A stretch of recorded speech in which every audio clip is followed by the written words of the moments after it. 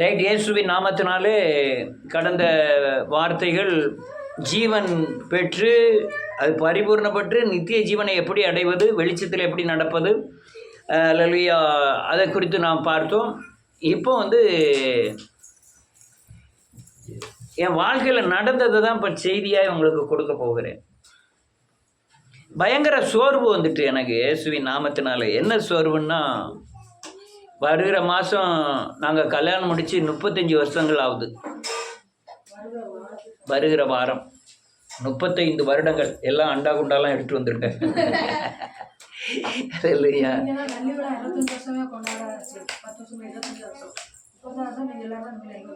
Right. இயேசுவின் நாமத்தினாலே 35 வருடங்கள் ஆயிட்டு. 35 வருடங்கள்ல 2 வருடங்களை கலைங்க 33 வருடங்கள் ஊழியம் செய்கிறேன். சரியான இல்லற வாழ்க்கை இல்லை, சரியான குடும்பத்தில் சஞ்சலம், துக்கம், கோபம், பொறாமை, அகந்த, இப்படியே பல வருடங்கள் ஓடிட்டு. அடுத்தால அல்லேலூயா, தரித்திரம், பண தேவைகள்,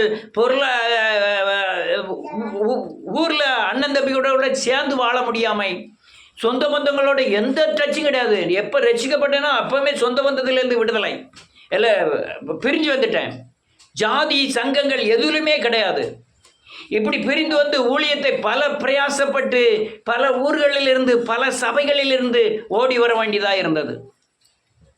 ஆனால் கூட்டி கழித்து பார்த்தா என் வாழ்க்கையில் உள்ள எல்லா தேவைகளையும் தேவன் சந்தித்தார் என்பதை உணர்வேன். ஆனால் தனிப்பட்ட ஆத்துமாவில் இந்த ஊழியத்தின் பாதையில் பல பிரச்சனைகளை சந்திக்க வேண்டியதாக இருந்தது. பல பிரச்சனைன்னா ரொம்ப பெரிய பிரச்சனைகள் எல்லாம் சந்திக்க வேண்டியதாக இருந்தது. எல்லாவற்றிலும் தேவன் முன்னின்று நடத்தினார். ஆனாலும் உலகத்தில் ஞானமற்றவன், பலனற்றவன், அறிவில்லாதவன், ஒரு ஞானம் இல்லாதவன் அப்படிங்கிற சிறுமையிலே நான் வளர்க்கப்பட்டேன். இயேசு கிறிஸ்துக்குள்ள வந்த பிறகு சத்தியத்தை சரியானபடி போதிச்சாலும் எனக்கு அறிவில்லைங்கிற மாதிரி தான்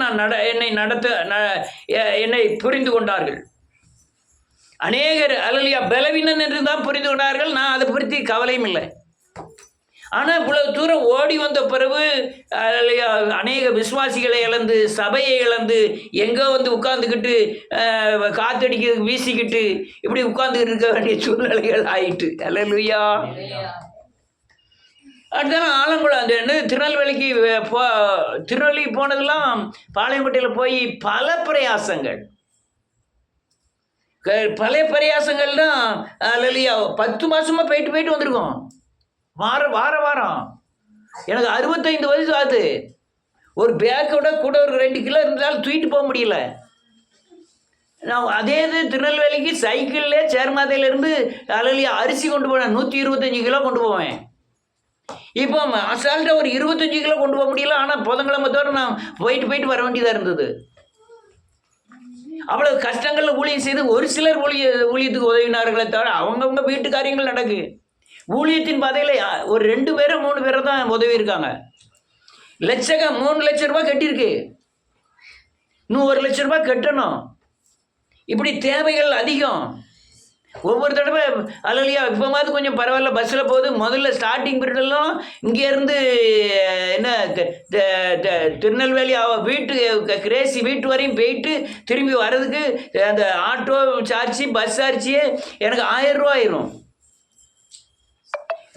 நிறைய நாள் மத்தியானம் சரியானபடி, விடியகாலம் சரியானபடி சாப்பிட முடியாத சூழ்நிலைகள். சாப்பாடு கிடைக்காது. சாப்பிடாம தான் போய் அங்கே ஊழியத்தில் நடத்திட்டு போக வேண்டியதாக இருந்தது. இப்படிலாம் வரும்போது இன்னைக்கு கொஞ்ச நாளாக நெஞ்சு வலி, கடுமையான வலி அடிச்சுது. ஆனால் சுபம் மருத்துவமனையில் போய் பார்த்தா அவர் டாக்டர் பார்த்துட்டு இசிஜி எடுத்துகிட்டு என்னெல்லாமா மருந்தெல்லாம் பார்த்தா நீங்கள் அங்கே போங்க, பெரிய டாக்டர் போய் பாருங்கன்னு சொல்லி எழுதி கொடுத்துட்டாரு. அங்கே போய் பார்த்து அங்கே ஸ்கேன்லாம் எடுத்து அங்கே மருந்தெல்லாம் கொடுத்து அது ஒரு 4000 ரூபாய்க்கு மேலே செலவு. ஆனால் நெஞ்சொலி தீர்ந்ததான்னா தீரலை. பிறகு ஆட்டோமேட்டிக்காக சரியாக போயிட்டு பிறகு கை 2 தூக்க முடியாமல் போயிட்டு. இந்த கை 2 இப்போ நன்றியோடு கூட தூக்கிறேன். ஊழியம் செய்வது நான் மட்டுமல்ல, எல்லாம் சேர்ந்து தான் செய்யணும். நான் பிரயாசப்படணுன்னா எனக்கு சப்போர்ட்டில் நிற்கணும். நீங்கள் ஒருத்தருமே அந்த யோசனையே இல்லை. துண்டை உதறி தோளில் போட்டுட்டு போன மாதிரி தான். வர வேண்டியது என்ன ஏது ஜீவனா நல்லா இருக்கு.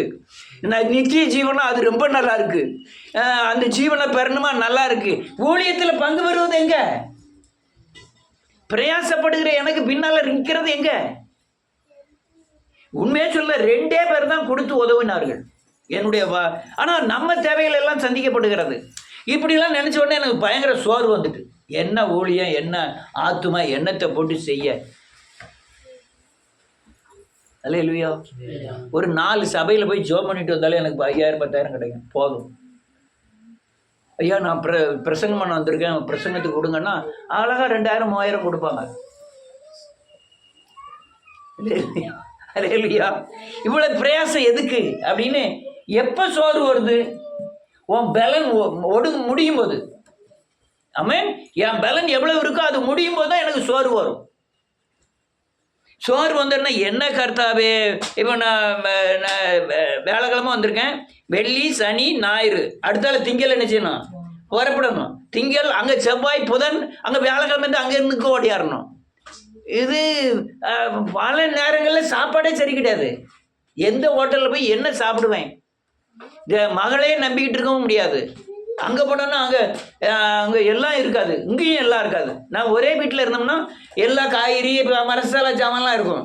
இப்போ அங்கே போனோன்னா அங்கே 2 ஜாமான் குறையும். அது இல்லாமல் வச்சு ஏதாவது ஒப்பேற்றக்கூடிய வயசு என் வயசு இல்லை. என் வயசு 3 தடவை சரியான சரி சாப்பிட்டாலும் சரியானபடி நடக்க முடியும். அல்லேலூயா. என்ன கர்த்தாவே, போதும் கர்த்தாவேங்கிற மாதிரி எனக்கு ஆத்மாவில் உண்டாயிற்று. எனக்கு எப்போ உண்டானுன்னா, அந்த கையை 2 எனக்கு தலையில் எண்ணெய் தேய்க்க முடியல, குளிச்சுட்டு தலை தோத்த முடியல, 2 கையும் பயங்கர வலி எடுத்துட்டு உடனே டக்குன்னு என்ன செய்ய கர்த்தாவே அப்படின்ட்டு இதை தான் உங்களுக்கு நான் சத்தியமாய் சொல்ல போகிறேன். ஏகப்பட்ட காரியங்களை நடத்துகிறார், அது உண்மை. இவ சாந்தி நகரில் வந்த எவ்வளோ பிரசன்னம் இருந்தது. அந்த வீட்டிலலாம் பயங்கர விடுதலையை சுதந்திரித்தார்கள். அங்கே கிளாரிந்தா சர்ச்சில் வருகிற ஒவ்வொரு ஆளும் விடுதலை அடைஞ்சு இது சரியான சத்தியம், இதுதான் சத்தியம்னு சொல்லுதெல்லாம் கேட்டிருக்கேன். அந்த இடத்துல கண்ணீரோடு மனம் திரும்பினவங்கெல்லாம் பார்த்துருக்குறேன். கண்ணீரோடு மனம் திரும்பி இதுதான் கரியாண்ட சத்தியம்லாம் சொல்ல கேட்டிருக்கேன். நான் மனம் திரும்பி விடுதலை அடைஞ்சு மறுதடவை நான் விடுதலை அடைஞ்சோம்னு இந்த சாட்சியெல்லாம் சொல்லியிருக்காங்க. Professor, college professor. அல்லேலூயா. ஆனால் நீ என் வழிக்கு சரியானபடி இருந்தால் தானே நான் சரியானபடி இது பண்ண முடியும். ஆமே. நீங்கள் யாரோ ஒரு ஆள் விடுதலை அடைஞ்சதுக்கு நான் விடுதலை ஆகணுங்களா? என்னுடைய பாடுக்கும் என்னுடைய பிரயாசத்திற்கும் என்னுடைய கண்ணீருக்கும் என்னுடைய ஜெபத்திற்கும் என்னுடைய ஓட்டத்திற்கும் எனக்கு கிடைக்கணுமே. என்ன கிடைக்கணும்? பணம் இல்லை, ஆத்தும விடுதலை இருக்கணுங்களா? அல்லேலூயா. விடிய காலம் 5 மணிக்கு ஜெபம் பண்ணுக்கு 3:30 மணிக்கு எந்திரிக்கேன். ராத்திரி 9:30 மணி வரையும் ஜெபம் முடிச்ச உடனே 1 மணி நேரம் கழிச்சு தான் எனக்கு உறக்கமே வரும். 1 மணி நேரம் எங்க உறங்க? அல்லேலூயா. நம்ம இன்னைக்கு சேர்ந்து கொடுத்தோம், நாளைக்கு சேராமல் இருக்கோம், மறுநாள் படுத்துக்கிட்டே ஜெபம் பண்ணுவோம். ஒரு நாளைக்கு பார்த்தா 28 பேர் வராங்க, ஒரு நாளைக்கு 30 பேர் வராங்க, ஒரு 12 பேர் வராங்க. நேற்று முன்னாடி 12 பேர், இன்னைக்கு 16 பேர். ஆனால் நம்ம இஷ்டம் போல் வர்றோம், இஷ்டம் போல் போடுறோம். அதுவும் ஆண்களில் ரொம்ப பேர் ஆளே காண மாட்டேங்குது, சவுண்டே இல்லை. அல்லேலூயா. அல்லே யாரோ நடத்தாங்க, யாருக்கோ நடத்தாங்க. நம்ம ஊடையில சோத்திரம் போட்டுட்டு போகும். அடுத்தவங்க உங்கள் விடுதலை அடுத்தவங்களுக்கு ஜெபம் பண்ணுறதுலாம் இருக்கு, அடுத்தவங்களை பலப்படுத்துறதுலாம் இருக்கு. அதுக்காக தான் அந்த ஜெபமே வைக்கப்பட்டிருக்கிறது. அல்லேலூயா. நீங்கள் ஆசீர்வதிக்கப்படணுங்கிறதுக்காக தான் ஆவிக்குரிய ஆசீர்வாதத்திற்கும் உலக ஆசீர்வாதத்திற்கும் நீங்கள் ஜெபம் பண்ணணும்னு வைக்கப்பட்டிருக்கு. இந்த சோர்வு பைபிளில் யாருக்கெல்லாம் வந்தது, எப்படியெல்லாம் விடுதலை ஆனார்கள், அதை தான் நான் உங்கள்கிட்ட சொல்ல போகிறேன். வாசிக்கலாம், எடுத்து வாசிக்கலாம். ஆதியாகமத்தின் புஸ்தகம் 14வது அதிகாரம்.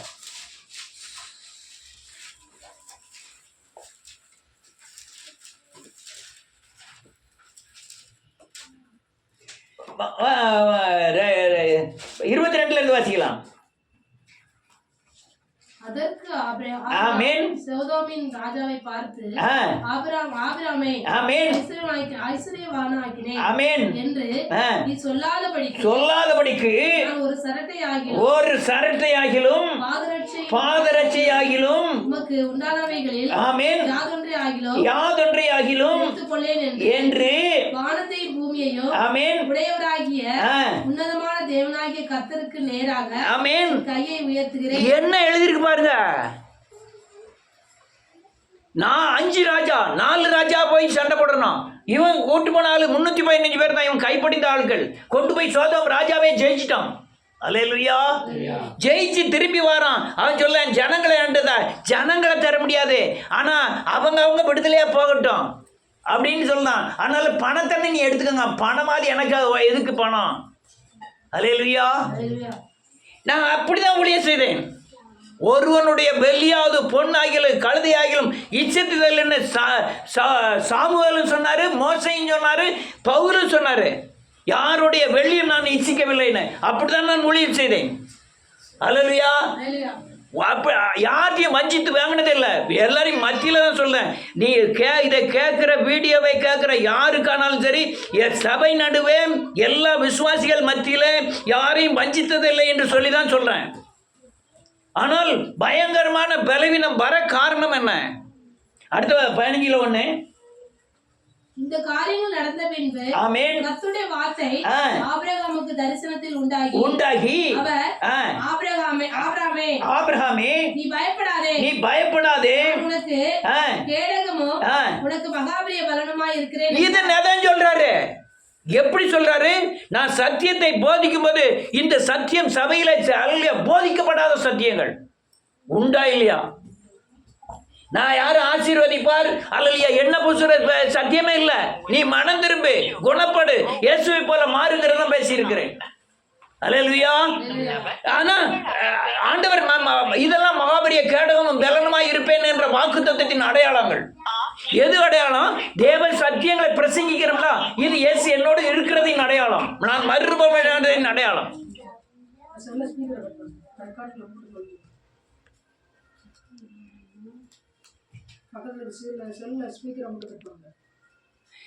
மறுரூபமானதின் அடையாளம். நான் இயேசுவை சேவிப்பதின் அடையாளம் தான் நான் என் மூலமாய் வெளிப்படுகிற சத்தியங்கள். அல்லேலூயா. தேவன் என்னோடு கூட இருக்கிறதின் அடையாளம் தேவ வார்த்தையை வெளிப்படுத்துவது. அல்லேலூயா. அவர் வெளிப்படுத்துறாரு. அவன் என்ன சொல்றான் பாருங்க. இதான் சோர்வு.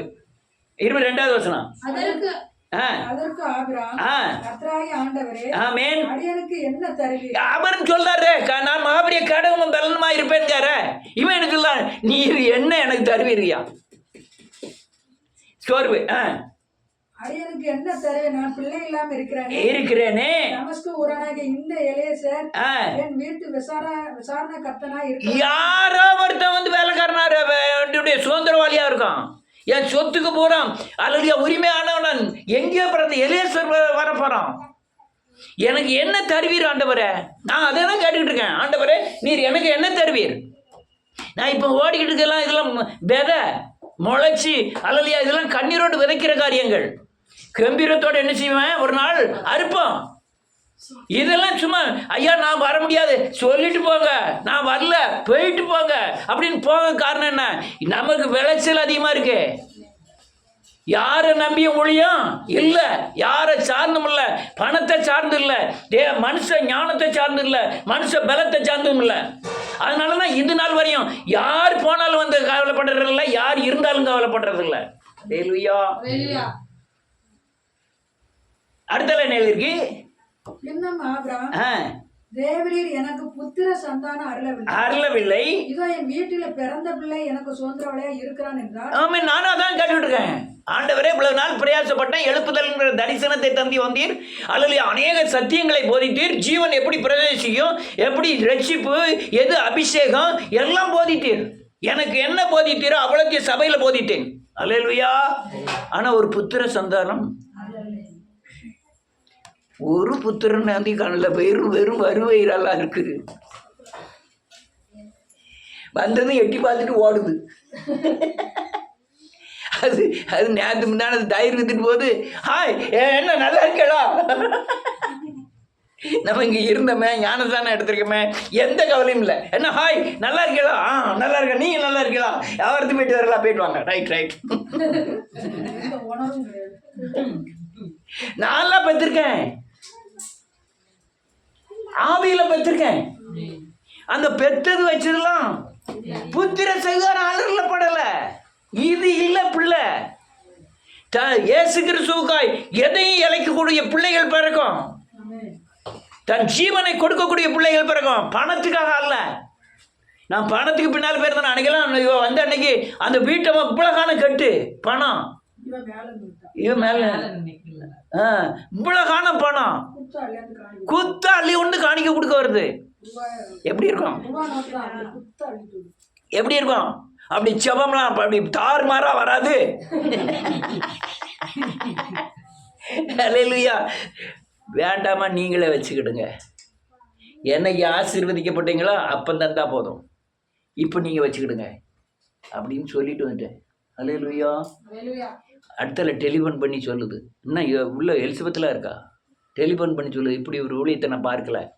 காணிக்க வேண்டாம்னு சொல்கிறார் அவர். காணிக்கைக்காக தான் ஜெபம் பண்ணுறாங்க, காணிக்கே வேண்டாம்ங்கிறாரு. அல்லேலூயா. புத்திர சுவிகாரத்தை தேடிட்டு இருக்கேன். எலியேசர் எனக்கு அல்லேலூயா பிள்ளை இல்லை, சொந்த கற்ப பிறப்பே தான் சுதந்திரவாளி. அடுத்தால சொல்லு, அடுத்தால பலப்படுத்தார் பாருங்க. அடுத்தால 5வது வசனம். அப்பொழுது கர்த்தருடைய வார்த்தை அவனுக்கு உண்டாகி, இவன் உனக்கு சுதந்திரவாளி அல்ல, கற்ப பிறப்பா இருப்பவனே சுதந்திரவாளியானவன் என்று சொல்லி அவர் அவனை வெளியே அழைத்து வானத்தை அண்ணாந்து பார், நட்சத்திரங்களை என்ன உன்னாலே கூடுமானா ஆமென் அவைகளை என்ன என்று சொல்லி அவனை நோக்கி ஆமென் சந்ததி இவ்வண்ணமாய் இருக்கும் என்றார். ஆமென். அவன் கர்த்தரை விசுவாசித்தான். அதை ஆமென். இதுதான் அவர் பலப்படுத்துதாரு. எனக்கு சோர்வு தான், பயங்கர சோர்வு. போதும் கர்த்தாவே, என்ன ஊழியம், ஒரே நொய்யன்ட்டு நான் அல்லையா ஓடிக்கிட்டே இருக்க வேண்டியது இருக்கு. நீ பணத்தை கொடுத்து ஓட சொன்னாலும் பரவாயில்ல, அங்கே போனால் 1 லட்சம் ரூபா காக்கா. அடுத்தால மாதம் எனக்கு 100 ரூபா தரணும்க்கா. வீட்டில் சுவிட்சை போட்டால் லைட் எரிய மாட்டேதுக்கு. லைட் இருக்குது, சுவிட்ச் இருக்குது, உள்ள கனெக்ஷன் இல்லை. நான் அதை கழட்டி மாட்டேன்னா 1000கணக்கில் ஆகும். அது என்னைக்கு கழட்டி மாட்டேன், ஃபேனே மாட்டாமல் இருக்கு. இப்போ அந்த வீட்டில் நாத்தம் இல்லை, இந்த வீட்டில் பயங்கர நாத்தம் இருந்தது. இந்த வீட்டுக்கு போனால் இப்போ நாத்தமே கிடையாது. இப்போ நல்ல வீடு போதும், அதெல்லாம் நமக்கு போதும். ஆனால் எங்கே போனாலும் நொய்யாண்டுலாம் இருக்க வேண்டியது இருக்கு. சாப்பாடு 2-3 வாரமாக கடையில் தான் ஒரு இடத்துல ஞாயிற்றுக்கிழமை சாப்பிட்டேன். 3 சப்பாத்தி நம்ம போய் சாப்பிட்டோமே, இட்லி சாப்பிட்டோம் அந்த கடையில். அந்த சப்பாத்திக்கு உள்ள குருமாவில் வந்து ஏகப்பட்ட எண்ணெய் விட்டுருக்கான். இப்போ எந்த கடையில் பார்த்தாலும் எண்ணெயை கடுமையாக விட்டுக்கலாம். அல்லேலூயா. அதனால இதெல்லாம் காரியம். அந்த வெயிலெல்லாம் இருக்கவே முடியாது, பழையப்பட்ட வெயிலில் நிற்கவே முடியாது, அந்த அளவுக்கு வைக்க. அல்லேலூயா. திரும்பவும் சொல்ல, நீங்கள் ஐயோன்னு நினைக்கிறதுக்காக வேண்டி இல்லை. நீ ஏன் வலது பக்கம் நிற்கணும். தேவனுடைய நீங்கள் உங்கள் வீடு வயிறு உங்கள் சாப்பாடு உங்கள் ஆயுசு நாட்களுக்கு மாத்திரம் இயேசுவை சேவிக்கக்கூடாது. 4 பேர் இயேசு கிறிஸ்துவில் நிறுத்துவதுக்காக நீங்கள் பிரயாசப்படுகிறவர்களாக இருக்கணும். அப்போ தான் உங்கள் சந்ததி ஆசீர்வதிக்கப்படும். நான் ஓடுதேன், என் பின்னால் ஓடுங்க. அல்லேலூயா. இன்னொரு வசனத்தை பார்க்கலாம். சோர்வை பாருங்க, ஒரு ஆளுக்கு வர சோர்வு. 31வது அதிகாரம் 36வது வசனத்திலிருந்து.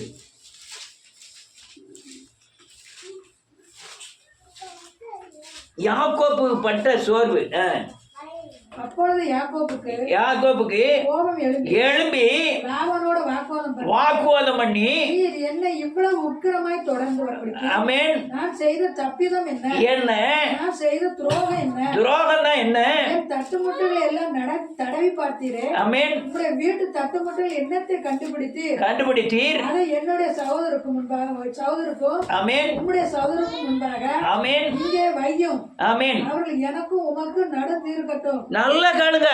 நான் ஊழியத்துக்கு வரும்போது என் வீட்டில் உள்ள சொத்துல ஏதாவதோ, எங்கள் வீட்டம்மா வீட்டில் சொத்துல ஏதாவதோ வைக்கவே இல்லை. எதுவுமே இந்த ஊழியத்தின் பாதையில் கொண்டு வரவே இல்லை. பட்டினியாக கிடந்திருக்கேன். எல்லாரும் அல்லையா பார்த்து ஒருவேளை கஞ்சி கொடுக்கல தெரியுமா உங்களுக்கு?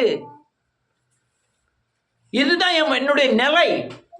என்னுடைய நிலை நடு ரோட்டில் இருந்து அடுத்த வேலை உறங்கிறதுக்கு இடம் இல்லாமல் நின்று நடு ரோட்டில் அழுதேன்.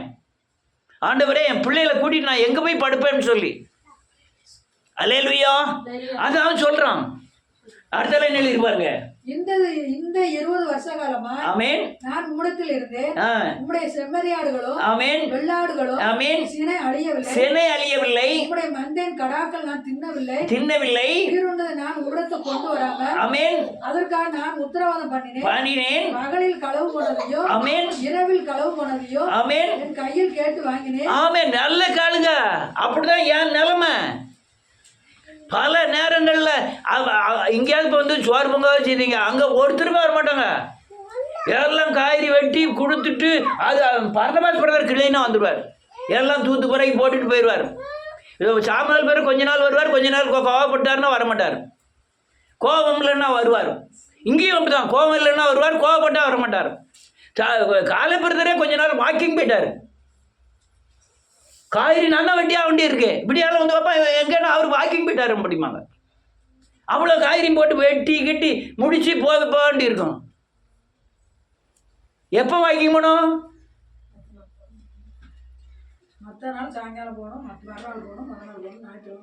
நான் தான் வந்து நான் அடுத்தால வீட்டில் எல்லாம் பண்ணி முடிச்சுட்டு வீட்டில் போய் குளிச்சு மொழிவி வந்து அடுத்தால பள்ளிக்கூடத்தில் வந்து நிற்கணும். அதே கல்வி தான் இந்த யாருக்கு? யாக்கோப்புக்கு. என்ன சோர்வு வரும் பாருங்க. நான் இப்போ அதாவது என்னை மேன்மைப்படுத்தி உங்களை சிறுமைப்படுத்தி சொல்லலை. நான் ஓடி வந்த ஓட்டத்தில் இப்போ அல்லையா சோர்வு ஏன் வருதுங்கிறது நான் சொல்லுகிறேன். பாசிங்க இடத்துல இந்த 20 வருஷ காலமும் ஆமென் உம்முடைய வீட்டிலே இருந்தேன். ஆமென். 14 வருஷம் உம்முடைய 2 குமார்த்திகளும் 6 குமார்த்திகளுக்காகவும் ஆமென் 6 வருஷம் உம்முடைய மந்தைக்காகவும் ஆமென் உம்மிடத்தில் சேவித்தேன். 10 முறை என் சம்பளத்தை மாற்றி. இதுதான் காரியம். 10 முறை. நான் இப்போ இதை உடச்சி காமிக்க 1200 ரூபாய்க்கு மேலே இருக்காது.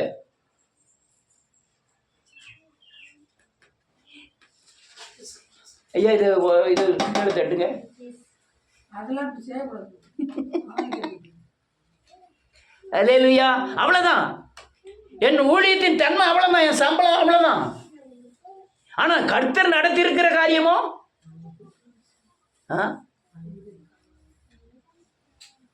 ஜீவன், உயிர், அநேகருடைய உயிரை தப்பிச்சிருக்கிறார். நீங்க எனக்கு காணிக்கே தர வேண்டாம், ஓடுங்க, இயேசு கிறிஸ்துவை பற்றி சொல்லுங்க, பிரயாசப்படுங்க, தேவனுக்காய் நில்லுங்க. அடுத்தால நெல் இருக்கு. அப்பொழுது லாபான் யாக்கோபுக்கு பிரதித்திரமாக இல்ல இந்த 41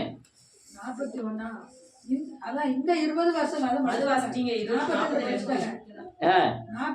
42 என் பிதாவின் தேவனாக ஆபிரகாம் தேவனோ ஆமென் ஈசாக்கின் பயபக்திக்குரியவரோ ஆமென் என்னோடு இராம போனா நீர் இப்பொழுது என்னை வெறுமையை அனுப்பி விட்டீர்கள். ஆமென். தேவன் என் சிறுமையையும் ஆமென் கையின் பிரயாசத்தையும் பார்த்து ராத்திரி உம்மை இதுதான் பலப்படுத்துகிறார். அல்லேலூயா. இதுதான் பலப்படுத்துகிறார். சோர்வுன்னா பயங்கர சோர்வு. போதும் கர்த்தாவை.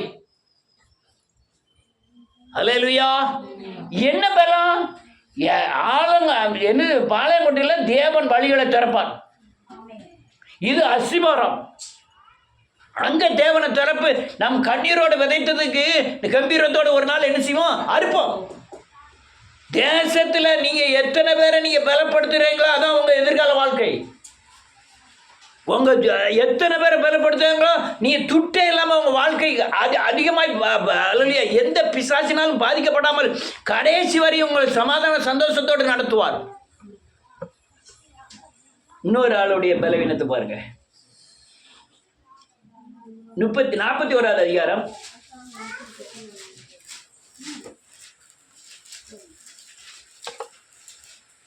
14-15. அப்பொழுது பார்வோன் யோசேப்பை அழைப்பித்தான் அவனை தீவிரமாய் காவல் கிடந்து கொண்டு வந்தார்கள். அவன் சவரம் பண்ணி கொண்டு வேறு வஸ்திரம் தரித்து பார்வோனத்தில் வந்தான். பார்வோன் யோசேப்பை நோக்கி, ஒரு சொப்பனம் கண்டேன், அதன் அர்த்தத்தை சொல்ல ஒருவர் இல்லை.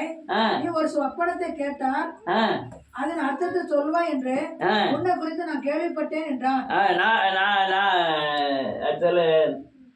22-23 இன்னும் நான் என் சொப்பனத்திலே நிறைமேனியுள்ள 7 நல்ல கதிர்கள்.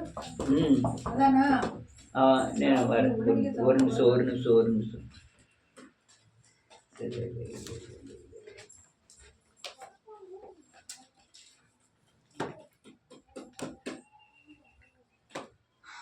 ஆ 40வது அதிகாரம் 13வது வசனம்.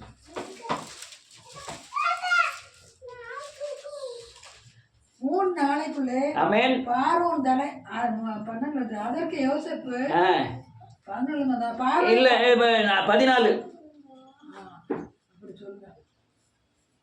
14 இதுதான் மொட்டை கிட்ட வாச அப்படி முதல் தலைப்பு வாசம் தெரியும். அதற்கு யோசேப்பு அந்த 3 கொடிகளும் 3 நாளும் 3 நாளைக்குள்ளே பாரு. அதான் 11 வருஷம் தான் செய்தி ரெக்கார்டிங் இல்ல. 3 நாளைக்குள்ளே பாரு உன் தலையை உயர்த்தி உன்னை மறுபடியும் உன் நிலையை நிறுத்துவார். முன்னே அவருக்கு பானம் கொடுத்து வழக்கத்தின்படி பார்வோனின் பாத்திரத்தை அவர் கையில் கொடுத்தேன். இதுதான் அதன் அர்த்தம் என்று சொன்னதன்றி நீ வாழ்வு அடைந்திருக்கும் போது என்னை நினைத்து தயை வைத்து காரியத்தை பார்வோனுக்கு அறிவித்து இந்த இடத்திலிருந்து என்னை விடுதலை ஆக்க வேண்டும். 22-23 சுயம்பாகியின் தலைவனையோ தூக்கி போட்டான். யோசேப்பு அவர்கள் சொன்ன அர்த்தத்தின்படி சம்பவித்தது. ஆனாலும் பானபாத்திரக்காரன் யோசேப்பை நினையாமல் அவனை எத்தனை வருஷம்? 2 வருஷம் இவன் நினைச்சிட்டே இருக்கான். இந்த மனுஷன் அந்த பார்வோன் ஆகிய ராஜா பக்கத்துல எப்பவும் நிற்கக்கூடியவன். வீட்டில் வண்ணாத்தி வந்து இது சோறு வாங்கிட்டு போவா பார்த்துருக்கீங்களோ? இப்போ கிடையாது.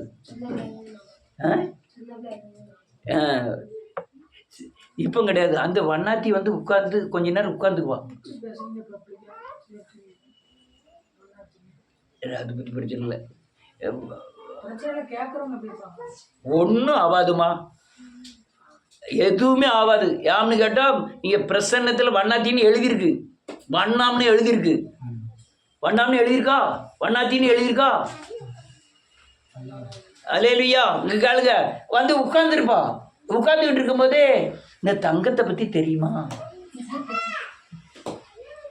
அவன் திடீர்னு கோயம்புத்தூர் போயிருந்தா, திடீர்னு பாளையங்கோட்டை போயிருந்தா, திடீர்னு வீட்டில் சோறே போக மாட்டேக்கா, ஆடு மாடு கிடக்கு, ஒன்றும் சாணி அல்ல மாட்டேக்கா அப்படின்னு யார் வீட்டில் போய் சொல்லுவா? இன்னொரு வீட்டில் போய் சொல்லுவா. இன்னொரு வீட்டில் இருந்து தங்க வீட்டுக்கு வர வேண்டிய, தங்க வீட்டுக்கு வந்து தெரியுமா, அங்கே நடக்க பூரா இங்கே சொல்லுவான். அவனோட வேலையை அப்படியே ஊர் பூரா பார்த்தா ஒருத்தர் வீட்டில் ஒருத்தர் சொன்ன உடனே அவன் அந்த சாப்பாடு சாப்பிட்டதோட இது திருப்தி ஆயிரும். அப்பா சொல்லிட்டேன்னுட்டு. அல்லேலூயா. இதே மாதிரி பானபாத்திரக்காரன் என்ன செய்வான் தெரியுமா? அவன் ஊரில் நடக்க காரியம், அந்த தலையாரி இருக்கான் தெரியுமா, அவன் ரூபாயை வாங்கிக்கிட்டு இந்த கைதியை வெளியே விட்டுட்டான் அரசரேன்னு சொல்லி கொடுப்பான். அவன் தலையாரி பேர் என்ன பேர் அப்படிமா, இவன் தலையாரி மனசில் வச்சுக்கிடுவான் தலையாரிய ராஜா. உடனே பீடத்தில் போய் வந்துடுவான், அந்த தலையாரியை வர சொல், அவன் தலையை வெட்டும்பான். உள்ள ஆளுகளுக்கு போகிறது யாங்க எங்கேருந்து இந்த ரூமர் போச்சுன்னா தெரியாது. ரூமர் கொண்டு போனது யார் தெரியுமா? இந்த பானை பாத்திரக்காரன் பக்கத்தில் நின்ன பானை பாத்திரக்காரன். அங்கே உள்ள என்னென்ன நடக்குதோ அவ்வளோத்தையும் ஆற்ற போய் சொல்லிட்டு இருப்பான், ராஜாட்ட போய் சொல்லுவான். தலையாரி இன்னத்தை செய்தான், ராணியம்மா இப்படின்னு செய்து, ராமினியம்மா கூட இருக்கவங்க இந்த இது அங்கே என்னென்ன நடக்குதோ பூராமே யாருக்கு அதில் போட்டு வைப்பான் ராஜா. ஆனால் எண்ணத்தை மட்டும் சொல்லலை, மற்றையும் சொல்லியிருக்கலாம். சொல்லக்கூடியவன். அதனால தான் யோசேப்பு சொல்லி விடுதான், நீ பானபாத்திரக்காரராக இருக்க, எல்லா காரியத்தையும் அவன்கிட்ட சொல்லிட்டு இருக்க, இந்த காரியத்தை நைஸாக அவன்கிட்ட என்னச்சு சொல்லிடு. இவன் இங்கே உள்ளவங்க இல்லை, எகிப்தில் உள்ளவங்க இல்லை, அவன் இஸ்ரேல் சேர்த்தது பிள்ளையாண்டன், ஒரு தப்பும் பண்ணலை, ஜெயிலில் வந்து மாட்டியிருக்கான், போத்திபார் மனைவி தான் தப்பு பண்ணனா, இவன் தப்பு பண்ணலை, அவன் உள்ளே இருந்து சங்கடப்பட்டு இருக்கான், 13 வருஷமாக சங்கடப்பட்டு இருக்கான், அவனை வெளியே கொண்டு வரதுக்கு ஏதாவது ஏற்பாடு பண்ணுங்க. அவன் அங்கே போய் என்ன செஞ்சிட்டானா? எப்படி இருக்கும் இன்னைக்கு? ஒரு நாள் கழிஞ்சிருக்கு, அவன் நினைப்பான் இன்னைக்கு சொல்லதுக்கு நேரம் கிடைக்கல, நாளைக்கு எப்படி என்ன செஞ்சிருவான்?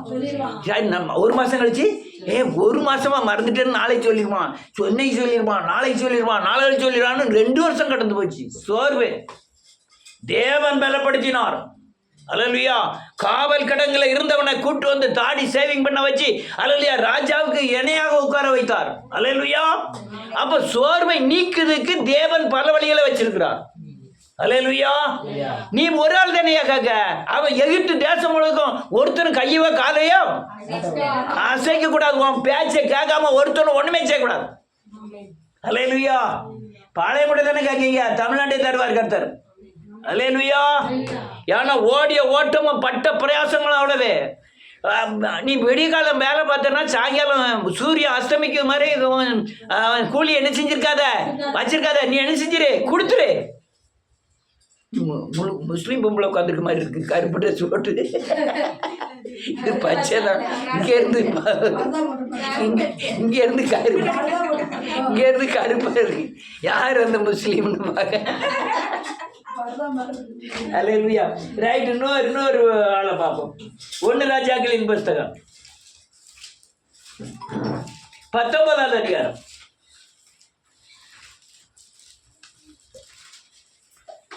1 வாசிக்கலாம். எலியா செய்த எல்லாவற்றையும், ஆமென், அவன் தீர்க்கதரிசிகள் எல்லாரையும், பட்டயத்தாலே கொன்று போட்ட செய்தி அனைத்தையும் ஆகாப் யெசபேலுக்கு அறிவித்தான். அப்பொழுது யெசபேல் எலியாவினிடத்தில் ஆள் அனுப்பி, அவர்கள் ஒவ்வொருவருடைய பிராணனுக்கு செய்யப்பட்டது போல நான் நாளை நேரத்தில் உன் பிராணனுக்கு செய்யாதே போனால் தேவர்கள் அதற்கு சரியாகவும் அதிகமாகவும் எனக்கு செய்ய கடவர்கள் என்று சொல்ல சொன்னான். அவனுக்கு அது தெரிந்த போது எழுந்து பிராணனை காக்க யூதாவை சேர்ந்த பெத்சபாவுக்கு புறப்பட்டு போய் தன் வேலைக்காரனை அங்கே நிறுத்தி விட்டார். போதும். மழையே பார்க்காத காலத்துல மழை பெய்யும்னு சொன்னான். அக்னியே இறங்காத காலத்துல எங்க இருந்து அக்னி இறங்குச்சு? வானத்திலிருந்து அக்னி இறங்குச்சு. அல்லேலூயா. தண்ணியே ஊத்தாம பலிபீடத்துல தண்ணியை ஊற்றி அது மேல அக்னியா இறக்க வச்சான். மரித்தோரை எழுப்பினான். அதே எலியா தான். இங்க என்னாச்சு? ஒரு பொம்பளை எழும்பி, யார் எந்த எலியா பாகால் தீர்க்கதரிசி செய்த போல் பயந்து நடுங்கிட்டான். பிராணனுக்கு பயந்துன்னு எழுதியிருக்கு. போய் ஒரே ஓட்டம், ஊரை விட்டு ஓடி ஒரு காட்டுக்குள்ள போய் சூரிய செடிக்கு பின்னாடி அடியில போய் படுத்துக்கிட்டான். என்ன எழுதிருக்கு அடுத்த 4? அவன் வனாந்திரத்தில் ஒரு நாள் பிரயாணம் போய் ஒரு சூரிய செடியின் கீழ் உட்கார்ந்து, ஆமென், சாக வேண்டும் என்று கோரி, போதும் கர்த்தாவே எடுத்துக்கொள்ளும், நான் என் பிதாக்களை பார்க்கிலும் சொல்லி சூரிய செடியின் கீழ் ஆமென் கொண்டு நித்திரை பண்ணினான். போதும், போய் படுத்துக்கிட்டான். போதும் கர்த்தாவே, என் ஆத்மாவை எடுத்துக்கொள்ளும். ஓடுனது போதும். இப்ப நானே இருக்கேன், எங்க போவோம்? என்னைய விட்டா உங்களுக்கு ஆள் இல்லை, உங்களை விட்டா எனக்கு ஆள் இல்லை. நான் விரட்டுன்னு விரட்டிக்கிட வேண்டிதான், நீங்க மட்டும் ஓடிக்கிட்ட வேண்டிதான். ஆனா நியாயம் இருக்கிறவர் நான் சொல்லிட்டு போறேன். ஆனா நீ செய்ய வைக்கிறது கர்த்தர், நியாயம் இருக்கிறது கர்த்தர், சரி பண்ணது கர்த்தர். அல்லேலூயா. ஆனா போதும் கர்த்தாவே, ஊழியமே போதும் ஆண்டவரே, என்னால ஓட முடியல, வயிற்று வலிக்கு, நெஞ்சு வலிக்கு, அல்லையா கை வலிக்கு, துட்டு இல்லை, இப்படிலாம் சொல்லிட்டே இருக்க வேண்டியதான். ஆமென். எங்க ஊழியத்தை கைவிடுகிறவனுடைய மந்தையை கைவிடுகிறவன் மேய்ப்பனுக்கு ஐயோ. அப்போ கால் சுட்டாலும், வயிறு பசிச்சாலும், தீ சுட்டாலும் ஐயா ஐயா ஐயா ஐயாட்டு போயிட்டே இருக்க வேண்டியதான். அல்லேலூயா. என்ன நடக்குன்னு பாருங்க, வாசிக்கலாம். 15வது வசனம். இந்த 14வது வசனத்தில் இருந்து கொஞ்சம் கடற்கடன் வாசிக்கலாம். அதற்கு அவன் ஆ, சேனைகளின் தேவனாகிய ஆ, கர்த்தருக்காக வெகு பக்தி வைராக்கியமாய் இருந்தேன். இஸ்ரவேல் புத்திரர் உமது உடன்படிக்கையை தள்ளிவிட்டார்கள். ஆமென், உம்முடைய பலிபீடங்களை இடித்து ஆமென். உம்முடைய தீர்க்கதரிசிகளை பட்டயத்தினால் கொன்று போட்டார்கள். நான் ஒருவன் மாத்திரம் மீதியா இருக்கிறேன். என் பிராண்டை வாங்க தேடுகிறார்கள் என்றான். உடனே ஆண்டவர் சும்மா கடல எலியா ஒரே அழுவ சத்தமாக காட்டுக்கிட்டு இருக்கு. என்ன ஜாபரம் சொல்லிக்கிட்டு இருக்க? அவர் சொல்லாரு ஆண்டவர். அடுத்தால என்ன சொல்லாரு பாருங்க. அப்பொழுது கர்த்தர் அவனை பார்த்து தமஸ்குவின் வழியா வனாந்தரத்தை திரும்பி போய் சீரியாவில் ராஜா அபிஷேகம் பண்ணி நீ ஒண்ணு செய்ய, நீ ஆசைங்கிறவன சீரியாவில் போய் அபிஷேகம் பண்ணுவோம். அபிஷேகத்தை அவன் தலையில வச்சு ராஜாவை அபிஷேகம் பண்ணு. அடுத்தல பின்பு நிம்சின் குமாரனாகிய யெகூவை ஆமென் இஸ்ரவேலின் ராஜாவை அபிஷேகம் பண்ணி ஆமென் ஆவில் மேகலா ஊரான சாபாத்தின் குமாரனாகிய எலிசாவை உன் ஸ்தானத்திலே தீர்க்கதரிசி அபிஷேகம். ஆமென். போதும், நீ அவ்வளவு ராஜாவை அபிஷேகம் பண்ணு. உன் ஸ்தானத்துல நீ யாரை அபிஷேகம் பண்ணணும்? எலிசாவை அபிஷேகம் பண்ணு. இந்த பாடுகள் உனக்கு இதோட போயிடும். இனிமேல் இந்த பாடுபட வேண்டிய அவசியம். உனக்கு குதிரை ரெடி பண்ணியிருக்கேன். என்ன குதிரை? அக்னி ரதமான குதிரை. அது உன்னை பரலோகத்துக்கு என்ன செஞ்சிடும். அதனால உன் ஊழியத்தை 100 ஆள் கொடுத்துரு. நானும் தீமையத்துக்கு கொடுத்துடலான்னு தான் பார்க்கேன். இயேசுவின் நாமத்தில் அந்த எழுப்புதல் ஊழியத்தை நீயே செய்யணும்.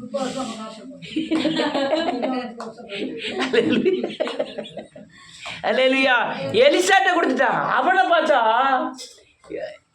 வாசிப்போம் 20வது வசனம்.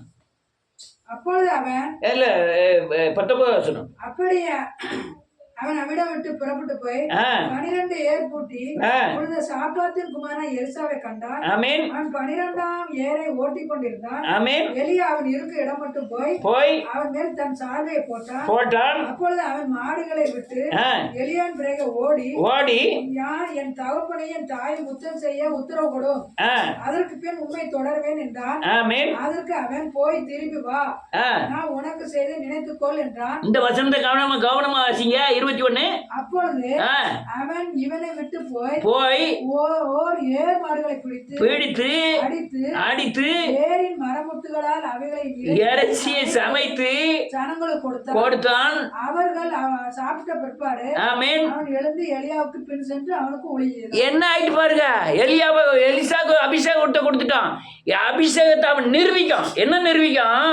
அவன் எங்க போய் பிடிக்கான்? யார் உழுதுட்டு இருக்கான்?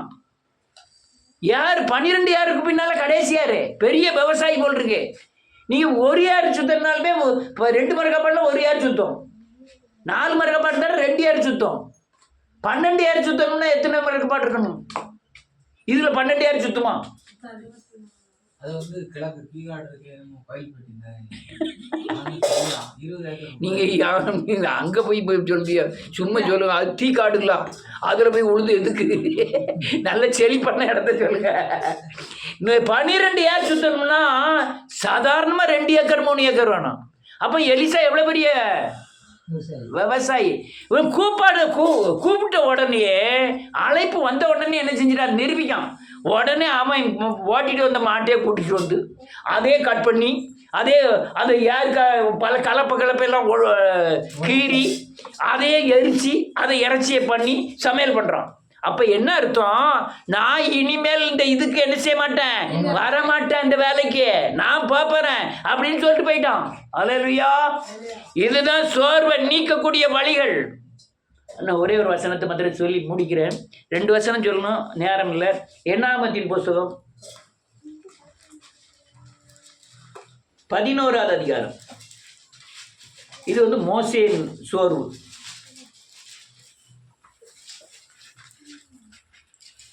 11வது அதிகாரம் 11வது வசனத்தில் இருந்து. அப்பொழுது மோசே நீர் இந்த ஜனங்கள் எல்லாருடைய பாரத்தையும் என் மேல் சுமத்தினதினால் உமது அடியானுக்கு உபத்திரம் வர பண்ணினதென்ன? உம்முடைய கண்களில் எனக்கு கிருபை கிடையாதே போனதென்ன? நான் எங்க போய் தலையில அடிச்சுக்கிட்டோம்? இந்த ஜனங்களுக்காக வேண்டி நான் ஏன் பாரத்தை? என்ன இந்த ஜனங்கள் எல்லாரும் பாரத்தை எங்க சுமத்தாங்க? கரெக்டா நீட்டா 10 மணிக்கு வந்துருக்கோம். இந்த பாரத்தை எல்லாரும் பாரத்தை என்மேல் சுமனத்தினால் உமது அடியானுக்கு உபத்திரவம் வர பண்ணினது என்ன? உம்முடைய கண்களில் எனக்கு அடுத்தால வாசிய இவர்களுடைய பிதாக்களுக்கு நான் ஆணையிட்டு கொடுத்த தேசத்துக்கு நீர் இவர்களை முளையுண்கிற பாலகனை தகப்பன் சுமந்து கொண்டு போவது போல உன் மார்பிலே அணைத்து கொண்டு போ என்று நீர் என்னோட சொல்லும்படி இந்த ஜனங்களை எல்லாம் கற்பந்தரித்தேனோ இவர்களை இதான் இதே பிரச்சனை எனக்கும். மண்டடினா ஹலோ எனக்கு மண்டடிக்கு, காய்ச்சல்னா ஹலோ எனக்கு காய்ச்சல் அடிக்கி. அல்லேலூயா அல்லேலூயா. ரைட்டு. எப்படி காய்ச்சல் அடிக்கா? நாளை கழிச்சு உபவாசம், இந்த குடும்பத்துக்காக உபவாசம். நானா பெற்றேன், நானா கற்பம் தரிச்சேன்.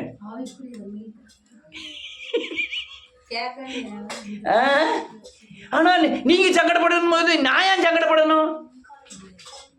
கொஞ்சம் குதிச்சுக்கிட்டு இவ இப்படி பேசினால இன்னும் சங்கடப்படணும்னு நினைக்கிறதுக்கு என்ன வர மாட்டேங்குது, மனசு வர மாட்டேங்குது. ஐயோ ஒரு ஆத்மா, தேவனுடைய ஆத்மா, ஐயோ பிசாசு தாக்குதானே, இவங்க பாவம் செஞ்சிட்டாங்களே, சாபத்துக்கு உட்பட்டாங்களே இப்படின்னு நினைக்க தோணுது. அதான் அவன் சொல்லலாம் நானா பெற்றேன். அடுத்தால என்ன எழுதியிருக்கு? என்னாச்சு வாசிங்க 13. எல்லோருக்கும் கொடுக்கிறதற்கு எனக்கு இறைச்சி எங்கே இருந்து வரும், எனக்கு இறைச்சி கொடு என்று என்னை பார்த்து அழுகிறார்களே. இந்த ஜனங்கள் எல்லோரையும் நான் ஒருவனாய் தாங்க கூடாது, எனக்கு பாரமா இருக்கிறது. இதெல்லாம் எனக்கு மிஞ்சில பாரம். நான் பல நேரங்கள்ல இந்த சோறுக்குள்ள வந்திருக்கிறேன். இதெல்லாம் மிஞ்சில பாரம். வா மோசே நீங்க இருந்தது போதும், மேலே வாண்டாரு. எங்க சீனா மலையில போய் தன்னை காமிக்காரு.